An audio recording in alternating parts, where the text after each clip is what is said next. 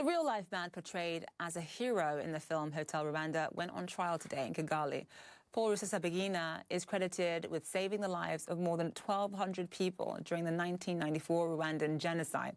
He later left the country and became a vocal critic of President Paul Kagame. He was mysteriously brought back to Rwanda and arrested on terrorism charges 6 months ago. Richard Quest was just in Rwanda. He joins us live now from New York. So, Richard, you actually talked to President Paul Kagame just last week. He said that there was no foul play in the way that Paul Rusesabagina was brought back to the country. Obviously, a lot of international human rights organizations beg to differ there. Oh, absolutely. I mean, the man thought he was getting on a plane going to one place, and he was then shackled and tied up and taken to Rwanda, if the story is as it's believed to be, where he was then wanted for terrorist activity that the president says Rusesabagina was involved in. The problem for President Kagame is that this incident is tarnishing his reputation, because until now he had been seen very much as by the international community as the man who'd held Rwanda together, who'd brought Rwanda forward after the 1994 genocide. Now, with this trial underway, in the manner under which it's been taken, that could all be looked upon very differently. I spoke to President Kagame in Kigali last week. This is what he said. It was very proper and legal. In fact, he more or less brought himself. You see, whether he was acting on wrong signals, but he went by those signals to continue the journey of doing the wrong things he had been doing in the past. So he got on a plane intending to go to one destination. Do you know which one that is? Was bound and gagged and brought to this destination. Do you know which destination? Tell me. Yeah, he was going to Burundi. Exactly. He wasn't going to Dubai, as some of the people have said. Dubai was just a transit, like Chicago was a transit. He came all the way from the United States. But he didn't expect to end up in Kigali. Well, I don't mind what he expected. If he expected to go to Burundi to connect with the people he has been working with or leading into the stabilization of our country, what sympathies do I owe him or anybody? Did the government of Rwanda have a hand in bringing him to Kigali? Was the government responsible for renditioning him to Kigali? No.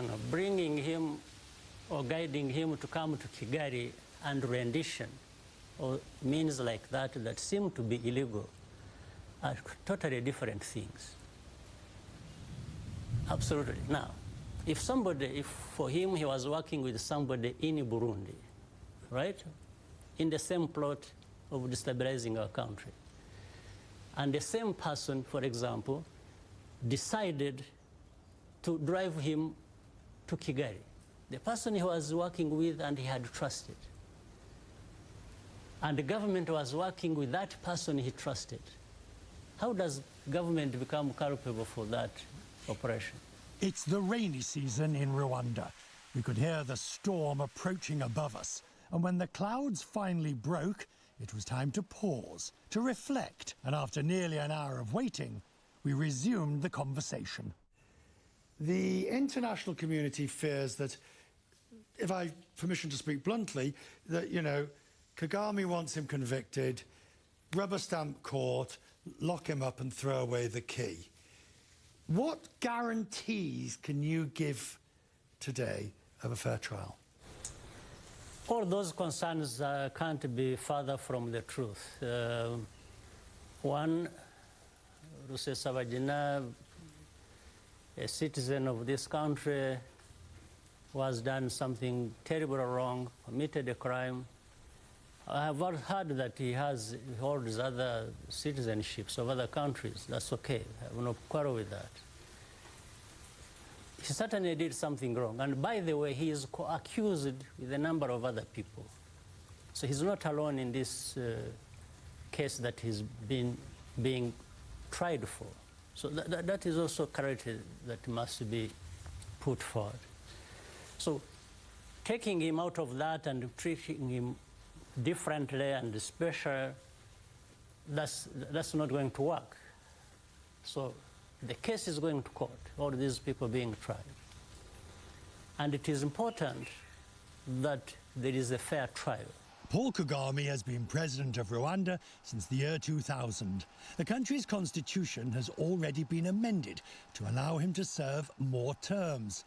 Human Rights Watch claims that opposition figures are persistently targeted. If Kagame wins the next election in 2024, he could hold on to power for more than a decade longer. There's no Western leader that has been in office as long as you have. Do I care about that? Because The Western leader is a Western leader. Because electorates normally throw people out. The nature of electorates and democracies is that people get tired of it and they move to another person. That is if you are telling me, you know, that everyone has to conform to what the West tells us to do. I'm not one of those people. The Western world is a world on its own. Okay. It has many good things that they do. It has many bad things they do. There's no democratically elected leader in a generally accepted democracy that has been in office as long as you. Democracy is not defined by the West. No. If it does, then what happens of the contradictions that happen in the West? Where we find the countries in the West, they elect their leaders, and then they turn around and start complaining about the same leaders they have elected. So you are telling me democracy, therefore, has imperfections, whether it is in the West or anywhere else. So, but I cannot live by or live the imperfections of the West.